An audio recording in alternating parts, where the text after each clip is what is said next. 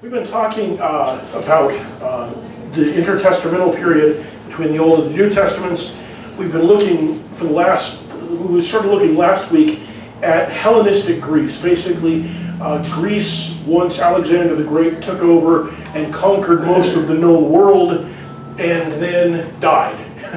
At which point, everything went sort of chaotic. We went through and looked at a series of different successors to his reign. What happened was that the kingdom that he had established split up into 4 sections, and we're primarily focusing on the 2 southern sections, what we would think of as Syria and Asia Minor, and then what we would think of as consider Egypt. We've been looking at those 2 areas, and basically what we had going back and forth was a series of conflicts between the Seleucids, most recently the Lucius II, and the Ptolemies, who were the rulers of Egypt. This was Ptolemy III. And so Ptolemy III was successful in controlling all of Asia Minor, all of Syria down into Palestine. And Seleucus II was basically the loser in that whole competition or conflict there. But Seleucus II passed away relatively early on. He was succeeded. Oh, sorry, let's take it. I wanted to throw the map up here just real quickly to sort of remind us what we're looking at here. So this yellow area is the Seleucids. This purple area is the Ptolemies, and they also control this area up here. This is the period of time where you first start to see it's actually effective to transport large numbers of troops by ship, at least within the Mediterranean Sea. So one of the things that's kind of interesting is that the Ptolemies have a closer relationship with these people over here than they do with these people over here, because they are actually able to get to a lot of the places in Greece and to transact with them more easily than they are with a lot of the Seleucid Empire. So that's our four empires, or 4 sub-empires, if you want to call them that. We've been looking at Daniel chapter 11, so I'm going to pick back up there. In Daniel chapter 11, referring to this guy, Seleucus II, says, his sons will mobilize and assemble a multitude of great forces. One of them will keep on coming and overflow and pass through, that he may again wage war up to his very fortress. The pronouns in there can be a little bit confusing, because his sons is Seleucus II. His is Seleucus II in that context. One of them is one of his sons, and then he is also one of his sons, but then his very fortress is referring to the Ptolemy in that case. So it's very confusing the way that they go back and forth on this.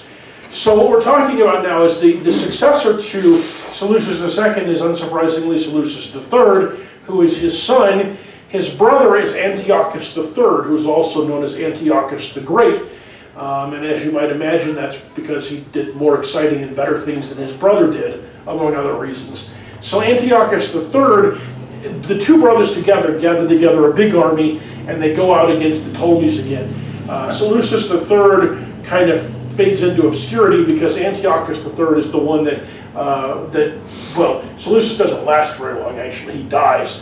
Antiochus takes over and continues to lead the invasion of the south, and he's able to invade some distance into the let's see, I want to look at this. Yeah, so he's able to actually get down into this area down in here. Memphis is it's not on the map here, but Memphis is the major city in Egypt before you get to Alexandria, and he was able to get most of the way to Memphis, maybe all the way there, before Ptolemy got busy and responded to that.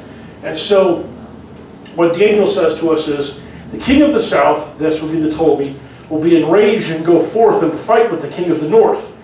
Then the latter, that will be the king of the north, will raise a great multitude, but that multitude will be given into the hand of the former, which is the Ptolemy. When the multitude is carried away, his heart will be lifted up. The Ptolemy, his heart will be lifted up, and he will cause tens of thousands to fall.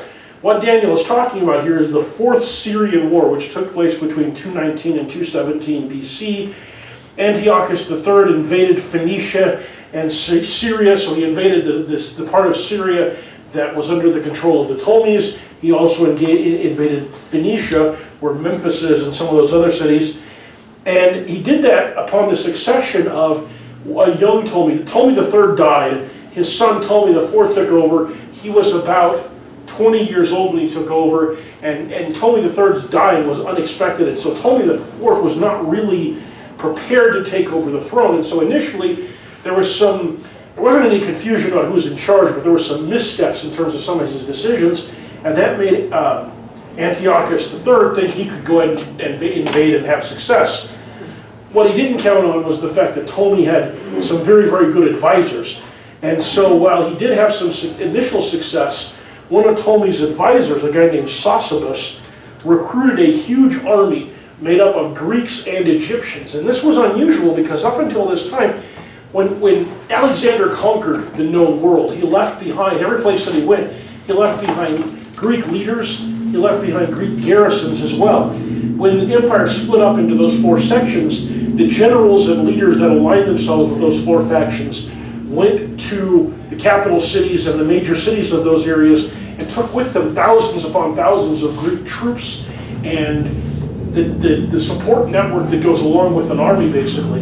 And so in each of these places, whether it was in Macedonia, where the Greeks are actually from, or in the northern part of Asia Minor, which is also where a lot of the Greeks were from, or whether it was in the Seleucid Empire all the way across Asia Minor into what used to be Babylonia, or the Ptolemy Empire down in Egypt, in all those cases there were a lot of Greeks there, and the Greeks were usually the ones that were in charge of everything, and when they raised an army it was all Greeks. They didn't try to get the indigenous people involved in it, it was just Greek armies. So when Seleucus raises, or rather when Antiochus III takes his army, it's all Greeks. And Synagogue, the advisor to the Ptolemy in Egypt, looks around and says, we got a whole bunch of people who aren't fighting, and we think they probably can figure out how to fight, so let's get all of them involved as well.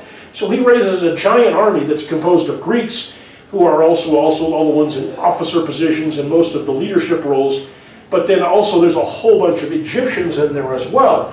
And because of that, he's able to go out and fight a series of battles, culminating in what's called the Battle of Raphia, which took place actually near Mount Hermon. I believe that's correct, in what used to be Israel. But he fought at the Battle of Raphia in 217, where in the course of the battle, 10,000 or more Seleucid soldiers were killed, to a loss of about 2,000 Ptolemy soldiers.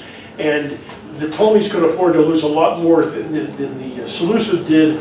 The result was that essentially that Antiochus III was forced to go back to his lands and to basically return. Egypt regained control of all of the lands of Palestine and that area that they controlled before. So, no resistance, no real fighting, unless that last one was in Palestine. They just kind of walked through and took over. Yeah, there was no fighting related to the Jews themselves, and Jerusalem was not a factor in this. Some of the fighting took place in cities like Gaza and I forget the other one. I'd have to look at the map. I don't remember right off. But cities on the coast. But for the most part, the cities of Judea or Palestine were largely unmolested because they were essentially they were not Jewish, or were not Greek strongholds. So since the Greeks were fighting other Greeks, they were really only interested in going to fight wars against where the Greeks were. They were more neutral than they were on either side. It is a practical matter. Maybe a better way to put it is they were just sort of like bystanders almost. You know, they're these two great powers are fighting things out, and a lot of the wars are taking place in the middle of their land, but they don't concern them, and they're not really causing a lot of damage to what kind of influence did they have over Jerusalem? And well, ultimately the Ptolemies were the ones who had control over Jerusalem, so they received tribute. They had a say in, if not total control over, who the governor of the city was, and in general, that was the case within Palestine in general. How many years were the Ptolemies over Jerusalem area? I'll have to go back and look at my notes here. Let me see. Was it long enough to really influence the culture? Yeah, I'll get to that in a little bit here. Okay. All right. But as far as how long they were over them, let me see. Alexander conquered in 334, well, 332, and then died in 322. The Ptolemies had control through, we'll get to how long the Ptolemies had control in a minute here. So started in about 330 is when Greece gained control, in around 320 when the Ptolemies gained control, and then eventually the power is going to switch over to the Seleucids, and they're going to be the ones that control that area. But as we'll see, the total amount of time is going to be something on the order of 180 years, something like that, 160, 180 years, something like that. So long enough. In any event, this big battle is fought. The forces of the Seleucids are driven back, and so it appears that the south has won. Egypt and the Ptolemies have won. But Daniel goes on and says, yet he will not prevail. Good news, or not so much, I guess, if you're the Ptolemies.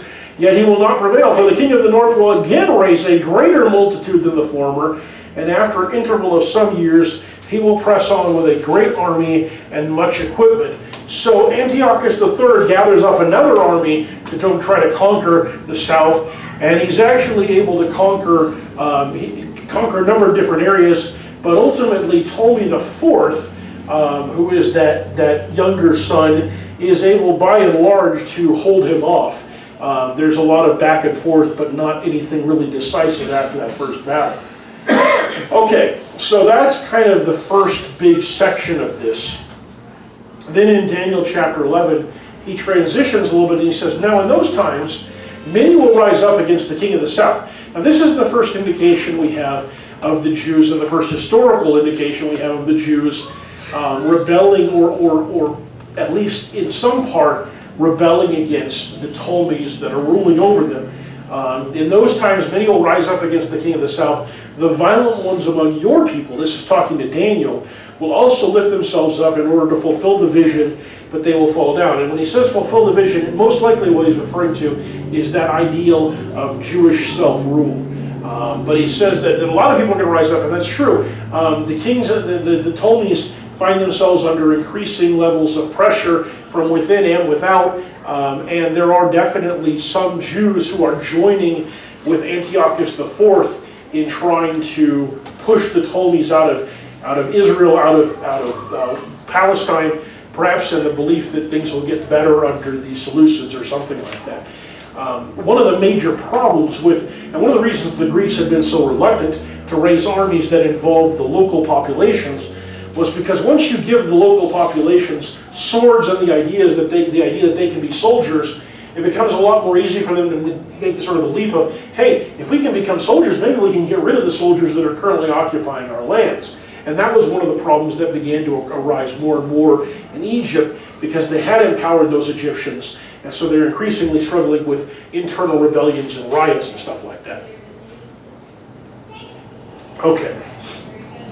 So, during this period of time, then a new Ptolemy takes over, Ptolemy V Epiphanes, and he's still dealing with Antiochus III, who's now managed to survive through 3 pharaohs, 3 Egyptian kings, and he's continuing to come up against the Egyptians.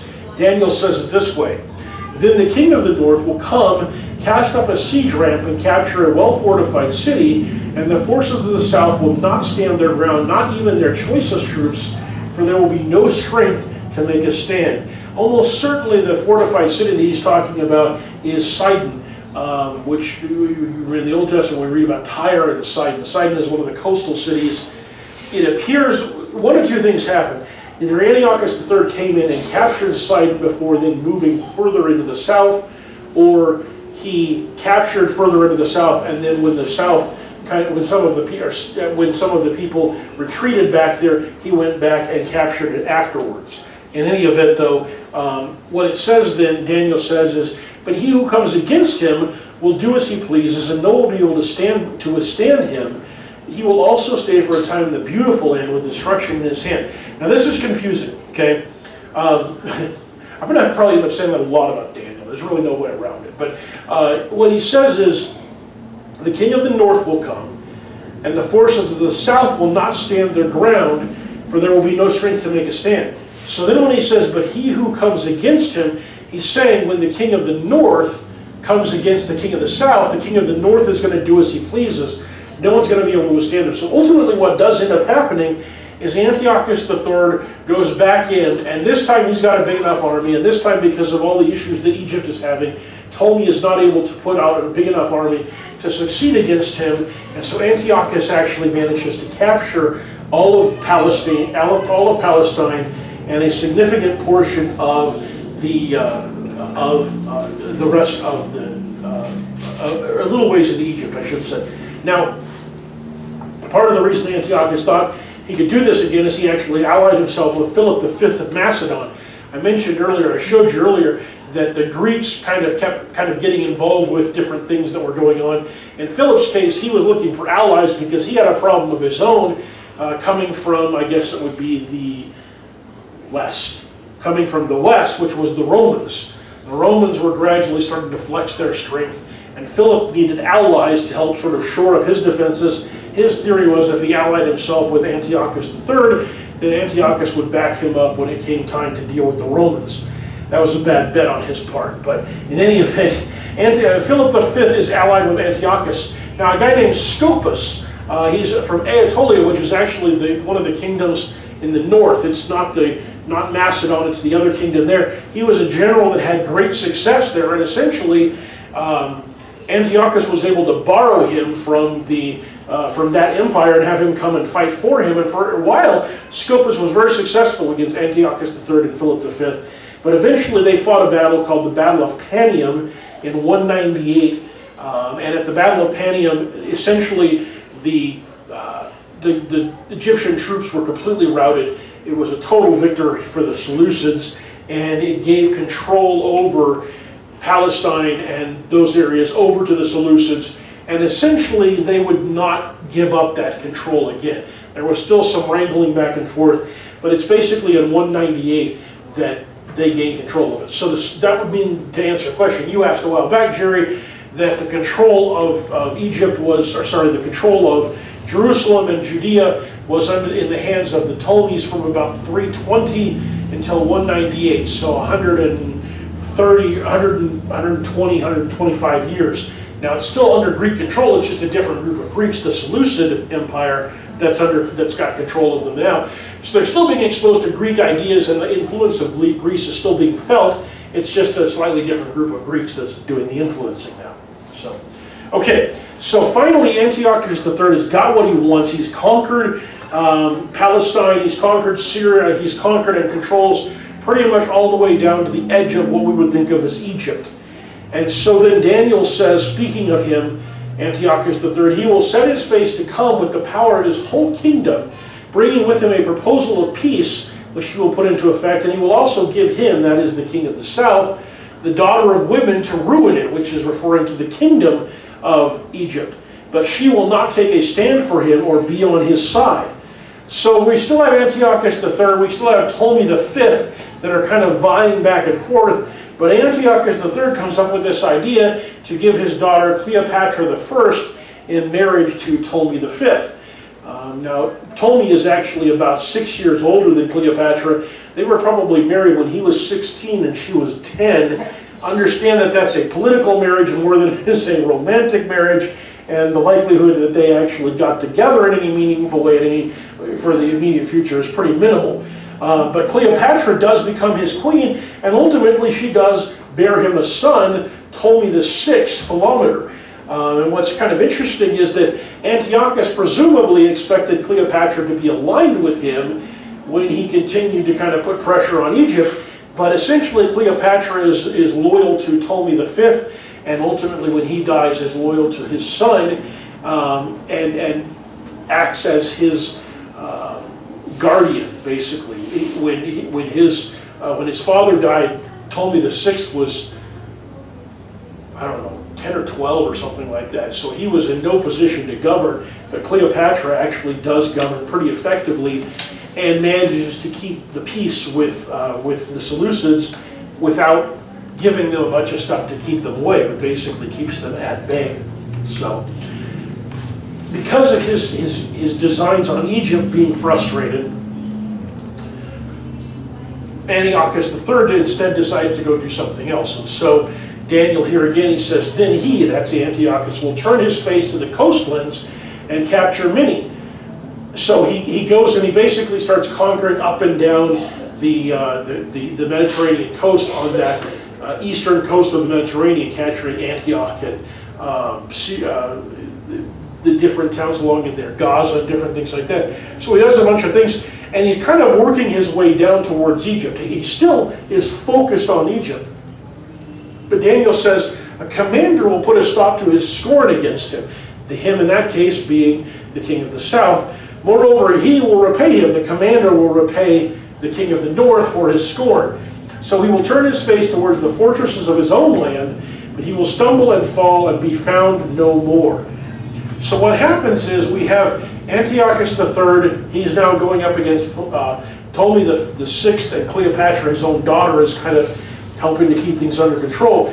As he's going along and conquering, an individual by the name of Lucius, Cornelius, Scipio, Asiaticus, which is, you want to, you know, what do you call your kid there? And actually, Lou, there you go. And actually, his given name would have been Lucius Cornelius. Scipio was a title that was accorded to him because of some of his victories. Asiaticus was accorded to him because ultimately he was successful in quelling a series of disturbances in Asia Minor.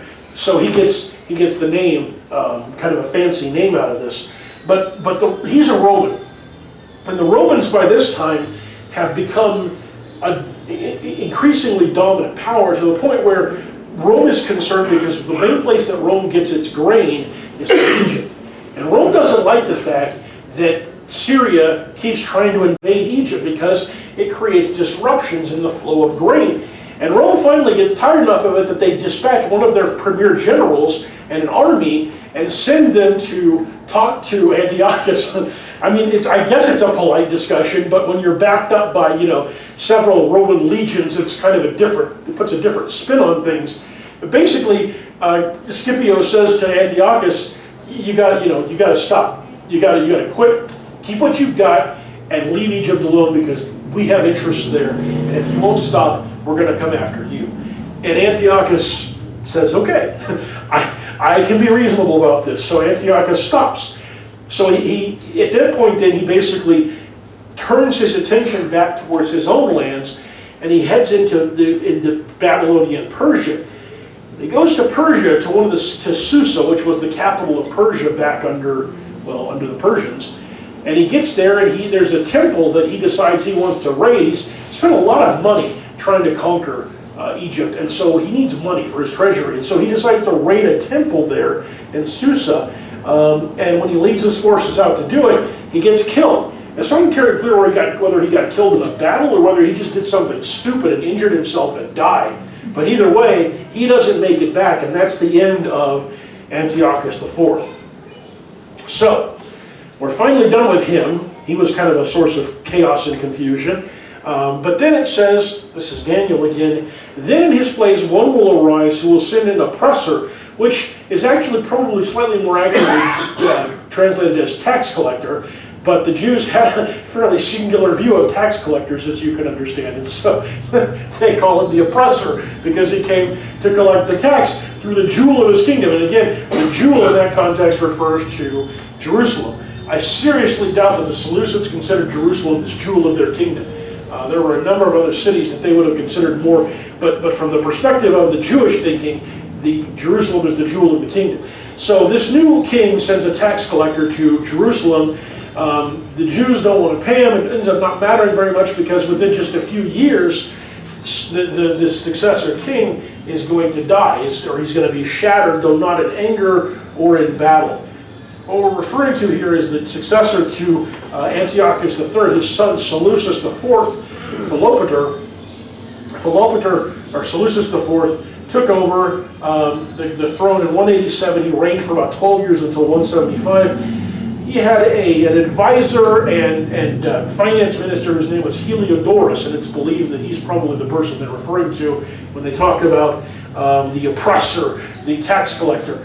Heliodorus also ultimately assassinated Seleucus IV and tried to take over. Well, he didn't try to take over. He tried to put his son, Seleucus V,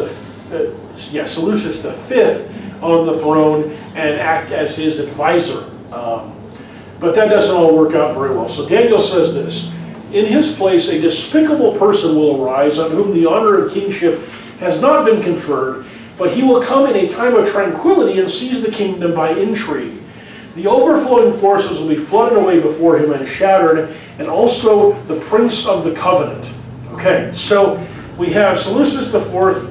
He dies, or he's assassinated by Heliodorus. I misspoke. Seleucus IV's son is Antiochus. Antiochus doesn't even get a number because he doesn't last long enough to get a number. He's basically a juvenile, probably less than the age of 10, when he ascends to the throne. Heliodorus is just running everything. And so Seleucus IV's brother, whoops, that's not in the right order. There we go. There he is. Antiochus IV Epiphanes, who doesn't technically have a legal claim to the throne, comes in and basically takes over from Heliodorus and says, look, it's my brother, son, I'm going to take care of it, I will run the kingdom. And when Heliodorus disagrees with him, he kills him. So that takes care of that problem. So Antiochus IV initially takes over as regent, but then Antiochus dies under, the younger one, the kid, dies under sort of suspicious circumstances, at which point Antiochus IV says, you know what, I'll just take over and run the kingdom from now on.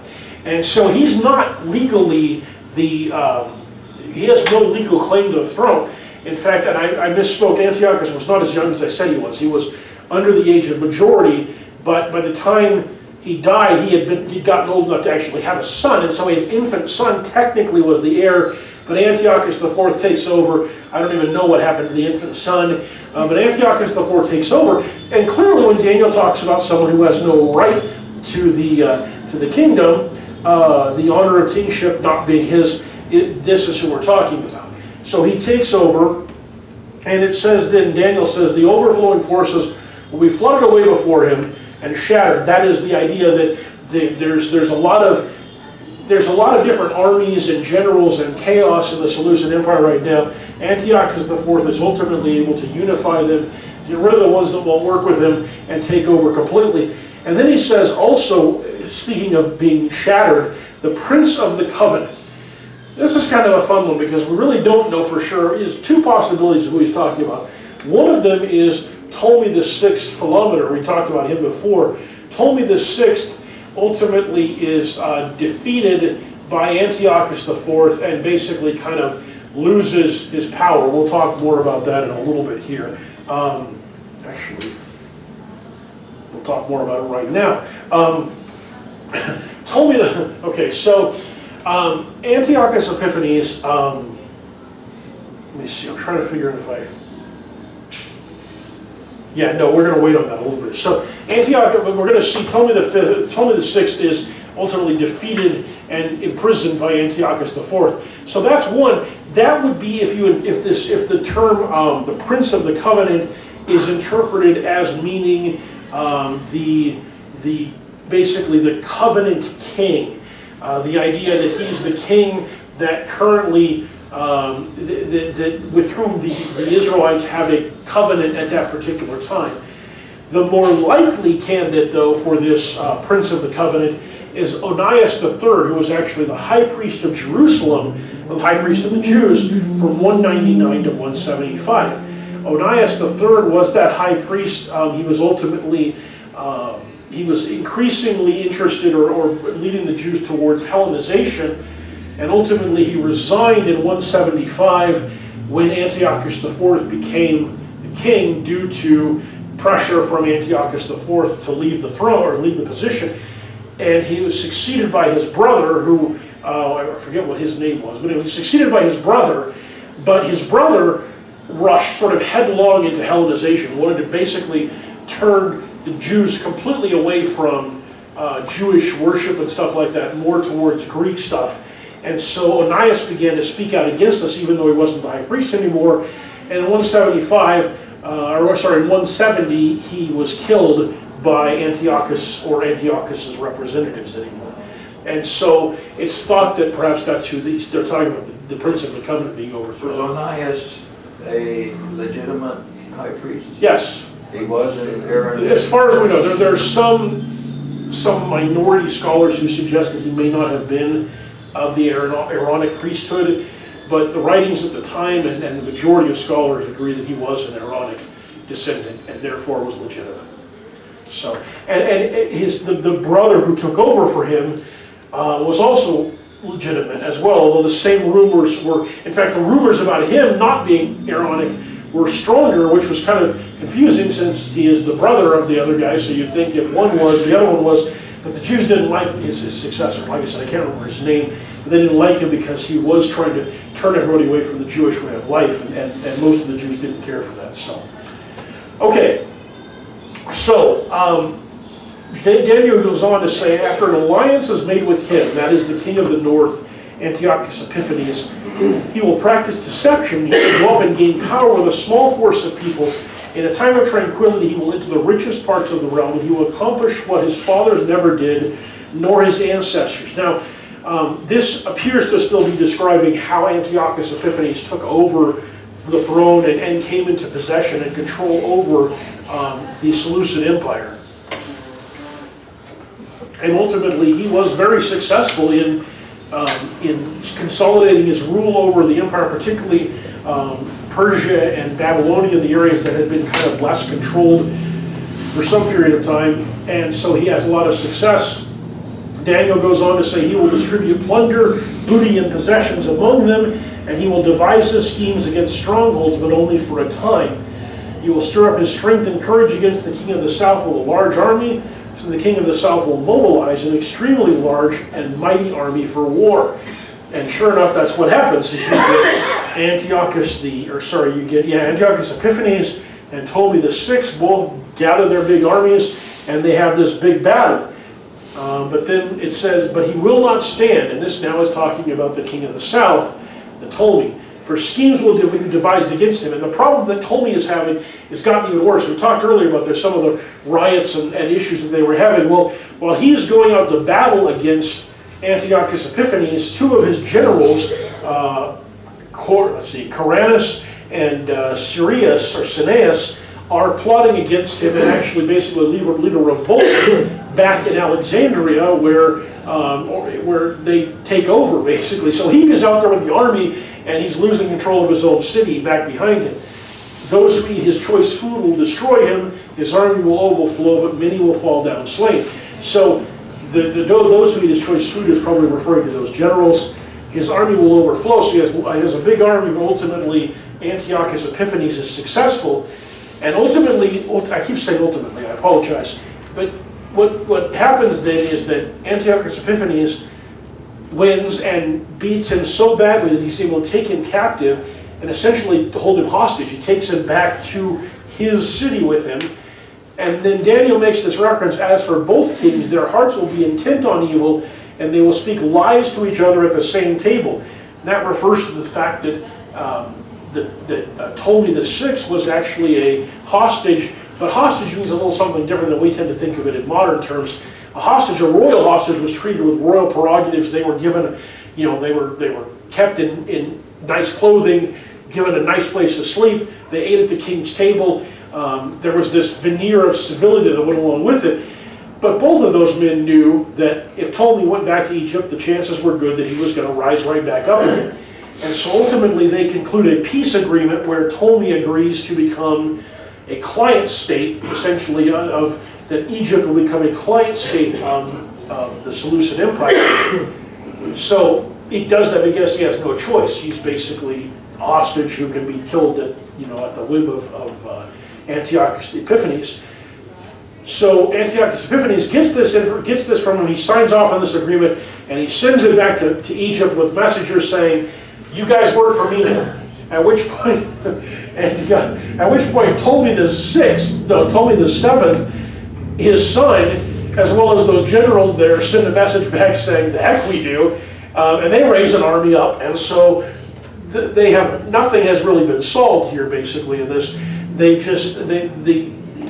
what ends up happening eventually is that Ptolemy is sent back to Egypt to try to get his people under control on behalf of the Seleucids, but almost as soon as he gets back there, he does exactly what you'd expect, which is that he transfers his loyalties back to Egypt, negates the agreement that he made with the Seleucid king, Antiochus Epiphanes, and, you know, leads out another army to go up against them. Daniel says, it will not succeed, for the end is still to come at the appointed time. This is the plotting between these two kings. Then he will return to his land with much plunder, but his heart will be set against the Holy Covenant. He will take action and then return to his own land. So Antiochus Epiphanes, when he finds that Ptolemy has deserted the agreement and is raising up another army, he invades again. He invades Egypt again in 168 BC. He's able to capture Memphis, which is basically the easternmost major city in Egypt, and he is moving on Alexandria, which is the capital of Egypt, when the Romans show up again. This time they didn't bring an army with them, well, maybe a little one. This time they basically just send one of their generals and consuls who goes to Antiochus Epiphanes and basically says, look, same thing we told the last guy, you can't be doing this. We need Egypt to be stable. They are working for us now, so you need to go home. And Antiochus Epiphanes, who may actually have kind of wanted that anyway, because it's not clear that he really was in any condition to actually fight his way all the way to Alexandria, says, okay, I'm done. So he leaves. And he basically retains control of everything down to just a little short of Memphis in terms of the lands and everything else. And he goes back home. And essentially that's the last time that he invades Egypt, the last time anybody invades Egypt, because at that point the Romans are gaining increasing levels of power and nobody's really able to or willing to do what they tell you not to do when it comes to that kind of stuff. So it says he says he will return to his land with much plunder. So he did take all the stuff that he'd gotten in plundering Memphis back with him, and it says his heart will be set against the Holy Covenant. So he has developed a dislike for the Jews. And dislike is probably an understatement of the thing. And so he basically goes back by Jerusalem and sets up his own governor there, and then heads back to Antioch, which is his capital, and stays there for a while. Now, he's going to ultimately come back into Jerusalem, and he's going to do some stuff that's going to create some real problems. We're going to talk about that next week, because that actually leads us into the Hasmonean Empire, which is the brief period of Jewish self-rule between Greece and Rome. But because Antiochus Epiphanes features so significantly in why that all happens, we're going to talk about what he does in Jerusalem next week. So what I want to finish with is briefly talking about some of the social, cultural, and economic developments during this period of time, speaking in part to what Jerry was talking about. So one of the things that we see happening pretty early in the Greek period is that the Sadducees, the party, the group of people, the thinkers, whatever you want to call them, the Sadducees emerge and become significant. The Sadducees were the way to kind of think of them is they were the priestly party. Now, not all of them were priests, not all of them were high priests, but they all were either supporters of the priests or priests themselves or supported by the priests. They had control of the temple, they had control of the temple worship. They were powerful because of the fact that temple worship was the center of Jewish identity during this period of time. So the Sadducees become significantly powerful. Some of probably the single most significant belief that they had that varied from a lot of the Jews was that they believed that there was no afterlife, or more accurately, they believed that they believed that there was no resurrection. It's been said that they believe there was no afterlife. That may not be entirely true. Scholarship is coming to believe that it's kind of split. There's some that think that they don't believe in any afterlife, and there's others that think that they believe in something called Sheol, which is the notion of the grave, or of sort of a twilight afterlife where when you die, you just end up there with, there's no judgment, there's no good or bad, you're just there. So how did they develop that thought process? Was it the Greeks that influenced them toward that? Because to a certain extent, yes. Yeah. Okay. So the culture. So the Sadducees, as they rise up, it's very much tied into the second thing, which is the rise of Jewish Hellenism. You can't really separate them very, very well, because Although the Sadducees were starting to emerge even before the Greeks came around, because they were the outgrowth of the fact that the priests and the Levites had gained control over the government of Israel or of Palestine, I should say, under the Persians. And so the Sadducees kind of became a specifically identifiable group out of that process. But their real significant emergence happens around the same time that the Jews are starting to be exposed to Greek thinking, Greek philosophy, and Greek religion. And so the Sadducees are increasingly influenced by Greek thinking, and Sheol has a lot of similarities, or at least the way that they interpreted Sheol, rather than necessarily what the scripture said about it. The way they interpreted Sheol has a lot of similarities to the Greek afterlife underworld. Not necessarily with all of its specificity, but in terms of the general sense of an underworld where things are kind of just sort of bleak and there's no real passage of time. There's kind of this dimness to it, this dim existence after life. So they didn't accept all of the Greek mythology about, Tartarus and this river Styx and the I forget if you were a heroic person, you went to some good place. They just kind of bought into is not the right word. They kind of integrated the notion of Sheol as it's mentioned in the Old Testament with the generalized idea of an underworld afterlife that you see in Greek thinking and in Greek religion.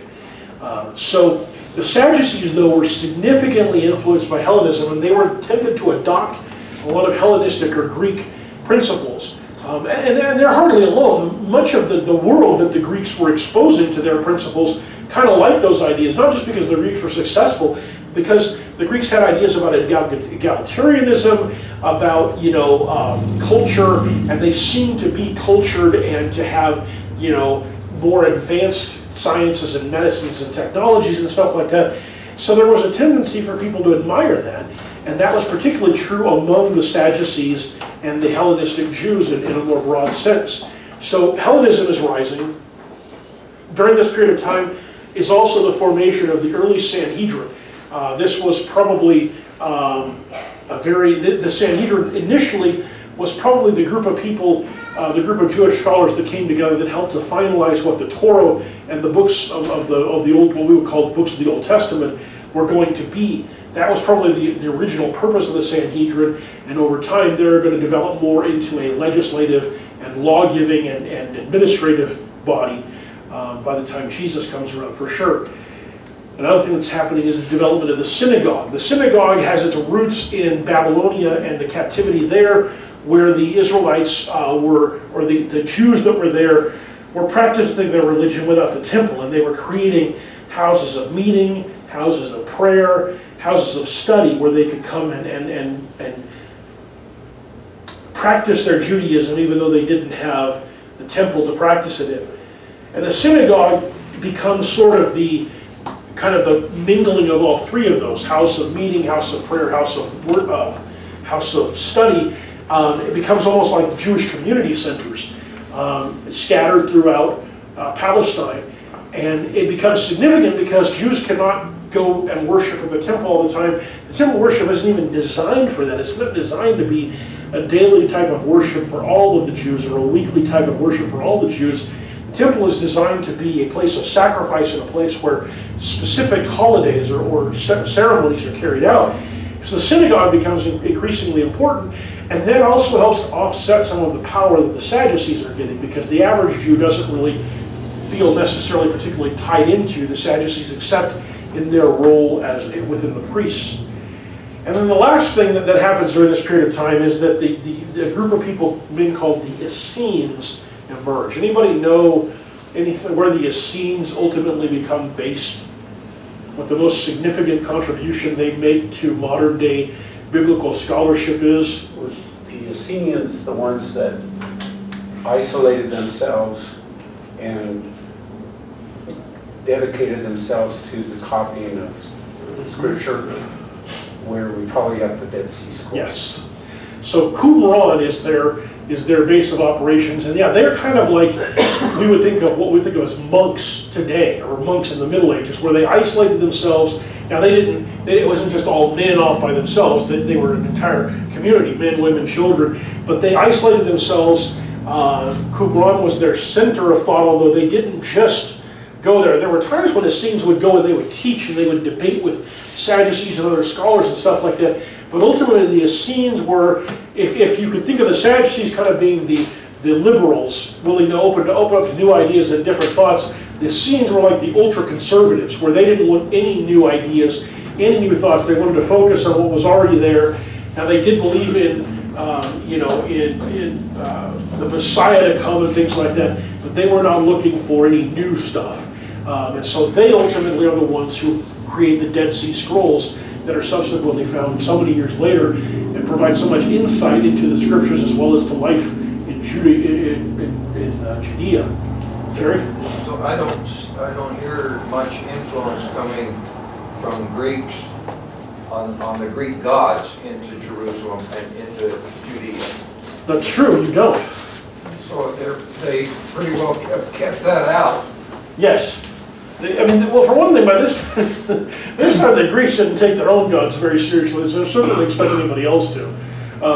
The Greek religion was not really, okay, there were, I shouldn't say it quite that strongly, because as we'll see next week, there's certainly some degree of that. But by and large, the average Greek did not take their gods very seriously. They didn't. They weren't trying to proselytize. They weren't trying to go out and like convert people to the worship of Zeus. They wanted to convert people to the Greek way of thinking and doing things, not to the Greek religion. And so their interest wasn't in trying to force people to worship their gods or even to try to convert people to worshiping their gods. Their interest was in trying to convert people to acting like Greeks and writing in Greek and organizing their government systems in Greek and paying their taxes, stuff like that. So there was, and the Jews, it's one thing for the Sadducees to say, hey, we should start acting more like these Gentiles and these Greeks in terms of the way that they organize things and things like that. It's something else entirely if they were going to show up and say, hey, we should start worshiping Zeus. That's the point at which they would have lost their power very, very quickly. Because they wouldn't have been interested in doing that, because however far towards the liberal side of things and the Greek side of things they went, they were not going to turn their back on Yahweh and on the monotheistic religion that had become so central, not just to their identity, but to their power. Their power existed because the average Israelite believed that the temple worship was central to their identity. Last thing in the world you want to do is start saying, hey, we can worship some other stuff too, because that's the end of your power. That's a much different the way the Jew looked at it 200 years before that. What do you mean? I mean the idols and the... Well, yes. A little more than 200 years, but yes. Yeah, when you go back to the pre-Babylonian captivity, they were constantly looking for new things to worship. But by this time, there has been, and we talked about that a couple of weeks ago, I think, there has been a complete turnaround in that regard, and the Jews are obsessively devoted to monotheism. And I don't mean obsessively in a bad sense in this way, it's just that they are unwilling to entertain some other concept at all. Idolatry is almost unheard of among the Jews. That's why when Jesus is teaching, Jesus doesn't have to say, don't go worship idols. Because it's like, who would you be telling that to? There's some influence that I see in the Old Testament that God talks about this going to happen this way. Yeah. That they are going to be much stronger and faithful. Yes. Well, in some of the prophecies that are threatening or promising a captivity, they also include the notion of returning and truly being faithful. And so that definitely does happen. There's no question. It's just that ultimately and sort of rapidly transforms itself into a legalistic-based approach rather than a faith-based approach. It doesn't take very many generations for it to transform in a very unhealthy way. So that seems to happen. It does, doesn't it? Okay, let's take a break, and we will come back in 10 minutes or so.